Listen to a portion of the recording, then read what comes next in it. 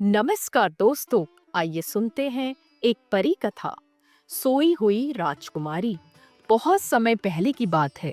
एक खुशहाल राज्य था जिसमें एक राजा और रानी रहते थे। उनकी कोई संतान नहीं थी।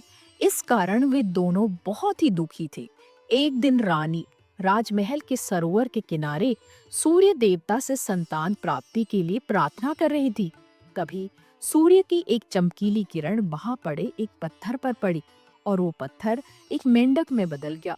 मेंढक ने भविष्यवाणी की कि एक वर्ष के भीतर रानी एक सुंदर बच्ची को जन्म देगी। मेंढक की भविष्यवाणी सच हुई और एक वर्ष के भीतर रानी ने एक बच्ची को जन्म दिया। वो बच्ची बहुत ही सुंदर थी। उसके मुख पर सूर्य की किरणों के समान चमक थी। राजा रानी छोटी सी राजकुमारी को देखकर खुशी से झूम उठे। उन्होंने उसका नाम रोजा मांड रखा। रोजा मांड के जन्म की खुशी में राजमहल में एक बड़े भोज का आयोजन किया गया, जिसमें राज्य की संपूर्ण प्रजा आमंत्रित थी। सुनहरे वन में रहने वाली परियों को भी उसमें आमंत्रित किया गया था।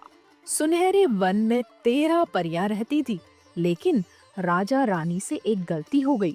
उन्होंने सिर्फ 12 परियों को ही आमंत्रित किया। 13वीं परी को आमंत्रित करना वे भूल गए। राजभोज बहुत धूमधाम से संपन्न हुआ। उपस्थित लोगों ने रोजा मांड को ढेरों उपहार और आशीर्वाद दिए। जब परियों की बारी आई तो उन्होंने जादू से न सिर्फ रोजा मांड को अनमोल उपहार दिए, बल्कि कई जादुई आशीर्वाद भी दिए। किसी ने बुद्धिमत्ता का, किसी ने सुंदरता का, किसी ने दयालुता का, तो किसी ने धन का आशीर्वाद दिया। ये सिलसिला 11वीं परी तक चलता रहा। अंत में जब 12वीं परी की बारी आई तो उसके आशीर्वाद देने से पहले ही 13वीं परी वहां आ गए। 13वीं परी राजा रानी द्वारा उसे राजभोज में आमंत्रित न किए जाने के कारण बहुत क्रोधित थी। अपने इस अपमान का बदला लेने के लिए उसने रोजा मांड को ये श्राप दे दिया। 16वें जन्मदिन पर रोजा मांड की उंगली में एक सुई चुभेगी और वो मर जाएगी। इसके बाद बिना एक शब्द कहे वो वहां से चली गई। 13वीं परी के इस श्राप को सुनकर राजा रानी दुखी हो गए। दोनों ने परियों से इसे समाप्त करने का निवेदन किया, लेकिन परियों ने उन्हें बताया कि दिया गया श्राप पूर्णतः समाप्त नहीं किया जा सकता। ये सुनकर वे और ज्यादा दुखी हो गए। तब 12वीं परी सामने आई। उसका आशीर्वाद अभी शेष था। उसने राजा से कहा, ये सत्य है कि 13वीं परी के श्राप को मैं समाप्त नहीं कर सकती, लेकिन अपने आशीर्वाद से इसे कम अवश्य कर सकती हूँ। उसने रोजा मांड को आशीर्वाद दिया कि 16वें जन्मदिन पर वह सुई चुभने से मरेगी नहीं, बल्कि 100 वर्षों के लिए एक गहरी नींद में सो जाएगी। राजा ने 12वीं परी को धन्यवाद दिया, लेकिन रानी अभी भी उदास थी। उसने परी से कहा, मेरी इच्छा है कि मैं रोजा मांड का विवाह किसी सुंदर और वीर राजकुमार के साथ होते हुए देखूं, लेकिन ये संभव नहीं, क्योंकि जब 100 वर्षों के बाद रोजा मांड अपनी नींद से जागेगी, हम लोग जीवित नहीं रहेंगे। रानी की बात सुनकर 12वीं परी ने कहा, रोजा मांड के सोने के कुछ देर बाद राजा रानी सहित राज्य की सारी प्रजा और पशु पक्षी भी सो जाएंगे। वे तब तक सोते रहेंगे जब तक रोजा मांड सोती रहेगी। रोजा मांड की नींद तभी खुलेगी जब एक सुंदर सच्चा प्यार करने वाला राजकुमार उसे चूम लेगा। इसके बाद सभी परियां वहां से चली गई। 12वीं परी के आशीर्वाद से राजा रानी को कुछ राहत अवश्य मिली, लेकिन अब भी वे रोजामांड के भविष्य को लेकर चिंतित थे। उन्होंने सैनिकों से कहकर राज्य के सारे चरखे सुइयां नष्ट करवा दी, ताकि रोजामांड उस दुष्ट परी के श्राप के प्रभाव से बच सके। धीरे धीरे समय बीतने लगा और रोजामांड बड़ी होने लगी। वह सुंदर, दयालु और बुद्धिमान थी, ठीक वैसे ही जैसे परियों ने आशीर्वाद दिया था। राज्य के सभी लोग उसे बहुत पसंद करते थे। वर्ष बीतते बीतते आखिरकार रोजा मांड का 16वां जन्मदिन आ गया। उस दिन पूरे राजमहल को सजाया गया और एक बड़े भोज का आयोजन किया गया। शाम तक कोई अनहोनी नहीं हुई। बस रानी के पिता का पत्र आया कि उनकी तबीयत बहुत खराब है। राजा रानी अपनी विश्वास पात्र दासी डायना को रोजा मांड का ध्यान रखने की हिदायत देकर रानी के पिता को देखने उनके राज्य चले गए। शाम का समय था। डायना रसोई में काम कर रही थी। डायना को व्यस्त देख रोजामांड राजमहल के बगीचे में आ गई और खेलने लगी। खेलते खेलते उसकी दृष्टि एक फूल पर बैठी हुई बहुत ही सुंदर सुनहरी तितली पर पड़ी। उस तितली को देखकर वह मोहित हो गई और उसे पकड़ने के लिए उसके पीछे भागी। तितली उड़ती जा रही थी और रोजामांड उसके पीछे पीछे भागी चली जा रही थी। अंत में वह तितली एक पुरानी ऊंची मीनार में घुस गई। रोजामांड भी उसके पीछे पीछे उस मीनार के अंदर चली गई। उस मीनार में गोलाकार सीढ़ियां बनी हुई थी। तितली का पीछा करते करते रोजामांड सीढ़ियां चढ़ने लगी। चढ़ते चढ़ते वह मीनार के सबसे ऊपरी हिस्से में पहुंच गई। वहां एक छोटा सा कमरा बना हुआ था। उस कमरे में प्रवेश करने पर उसने देखा कि वहां एक बूढ़ी औरत चरखा चला रही है। रोजामांड ने अपने जीवन में कभी चरखा नहीं देखा था। उसने जिज्ञासावश बूढ़ी औरत से पूछा, ये तुम क्या कर रही हो? मैं चरखे पर सूत काट रही हूँ, बूढ़ी औरत ने उत्तर दिया। वह बूढ़ी औरत कोई और नहीं बल्कि वही दुष्ट परी थी। उसने रोजामांड को चरखा चलाने के लिए उकसाया।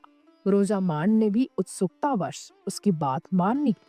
लेकिन जैसे ही उसने चरखा चलाया, एक नुकीली सुई उसकी उंगली में आ घुसी। वो वहीं गिर पड़ी और गहरी नींद में सो गई। उधर जब राजा रानी राजमहल वापस लौटे तो उन्होंने डायना से रोजामांड के बारे में पूछा। डायना कोई उत्तर नहीं दे पाई।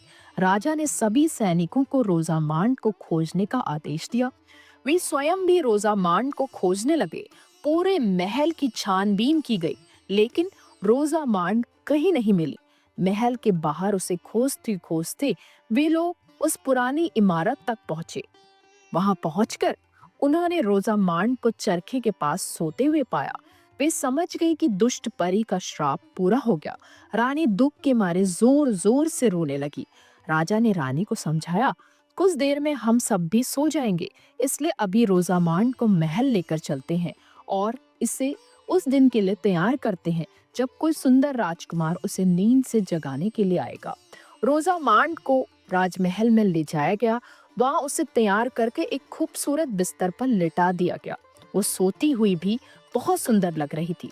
कुछ देर बाद राजा रानी, दरबारी, सैनिक, राज्य की संपूर्ण प्रजा और पशु पक्षी जहां थे वहीं सो गए। उनके सोने के तुरंत बाद घनघोर काले बादल राज्य के ऊपर छा गए और पूरा राज्य अंधेरे में डूब गया। राज्य के चारों ओर घनी कटीली जंगली झाड़ियां उगाई और वो राज्य उन झाड़ियों के पीछे छुप गया।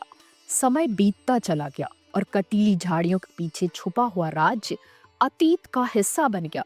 लेकिन उस सोए हुए राज्य और सुंदर राजकुमारी रोजामांड की कहानियां दूर दूर के प्रदेशों में प्रसिद्ध थी। कई राजकुमार रोजामांड को पाने की आशा में उस सोए हुए राज्य को ढूंढने जाते, लेकिन उन कटीली मजबूत झाड़ियों को पार करने में सफल नहीं हो पाते।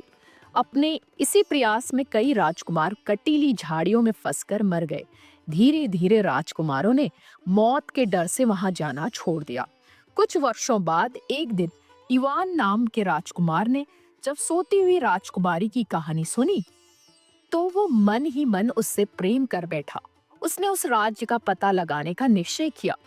वो रोजामांड को नींद से जगाना चाहता था और उस राज्य की खुशहाली फिर से वापस लाना चाहता था। जब राजकुमार इवान के पिता को ये बात पता चली तो उन्होंने वहां जाने के खतरे को देखते हुए उसे रोकने का प्रयास किया, लेकिन इवान नहीं माना और उस राज्य को खोजने के लिए निकल पड़ा। कई दिनों की यात्रा के बाद वो उस राज्य के सामने पहुंचा। उस दिन रोजामांड को सोए हुए पूरे 100 वर्ष पूर्ण हो गए थे। राजकुमार ने राज्य के चारों ओर कटीली झाड़ियों का जाल देखा, लेकिन वो बहुत बहादुर था। उसने तलवार से सारी झाड़ियां काट दी और राज्य में घुसने का रास्ता बना लिया। वह राज्य के अंदर पहुंचा। वहां उसने देखा कि जो जहां है वहीं सोया पड़ा है।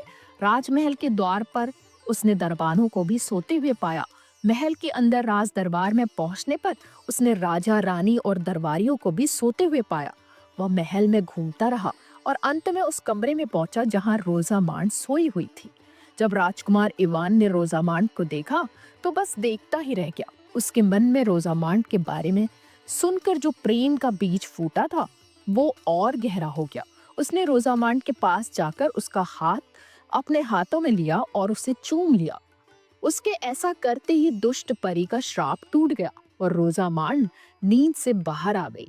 उसने अपनी आंखें खोली तो एक सुंदर राजकुमार को अपने सामने पाया। वो समझ गई कि ये वही सच्चा प्रेम करने वाला राजकुमार है। राजकुमार इवान ने रोजामांड के समक्ष विवाह का प्रस्ताव रखा, जिसे उसने सहर्ष स्वीकार कर लिया। दोनों कमरे से बाहर निकलकर राज दरबार में पहुंचे। वहां उन्होंने देखा कि राजा रानी और सभी दरबारी नींद से जाग चुके थे। उन्होंने रोजामांड और राजकुमार इवान का स्वागत किया। राजा रानी बहुत प्रसन्न थे। उन्होंने 2 दिन के बाद रोजामांड और राजकुमार इवान के विवाह की घोषणा कर दी। दूसरे दिन रानी और रोजामांड महल के सरोवर के किनारे सूर्य देवता को धन्यवाद दे रहे थे। तभी अचानक सूर्य से एक आग का गोला निकला और दूर जंगल में बनी एक झोपड़ी पर जा गिरा। उसमें दुष्ट परी रहती थी। झोपड़ी के साथ वह दुष्ट परी भी उसमें जलकर मर गई। फिर उस आग में से एक सुनहरी तितली निकली और वह रानी और रोजामांड के पास पहुंची। वहां वह सरोवर किनारे रखे एक पत्थर पर बैठ गई और वो पत्थर एक मेंढक में बदल गया।